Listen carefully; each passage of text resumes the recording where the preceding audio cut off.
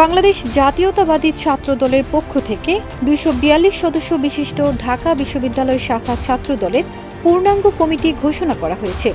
এক প্রেস বিজ্ঞপ্তিতে এ খবর জানিয়েছে দলটি।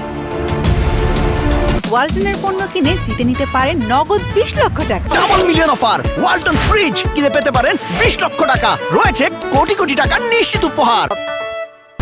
১৪ নভেম্বর ঢাবি শাখার ছাত্রদলের কমিটি ঘোষণা করা হয়েছে। বিষয়টি নিশ্চিত করেছেন ছাত্রদলের কেন্দ্রীয় দপ্তর সম্পাদক মোহাম্মদ জাহাঙ্গীর আলম।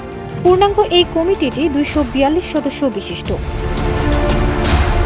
বিজ্ঞপ্তিতে বলা হয়, বাংলাদেশ জাতীয়তাবাদী ছাত্রদল কেন্দ্রীয় সংসদের সিদ্ধান্ত মোতাবেক ঢাকা বিশ্ববিদ্যালয় শাখা ছাত্রদলের পূর্ণাঙ্গ কমিটি প্রকাশ করা হলো।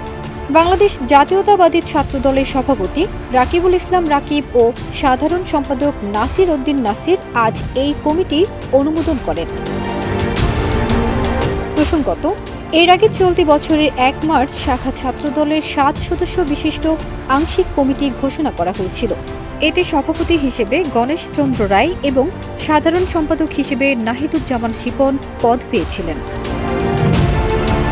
ফারজানা নিকিতা, দেশ রূপান্তর।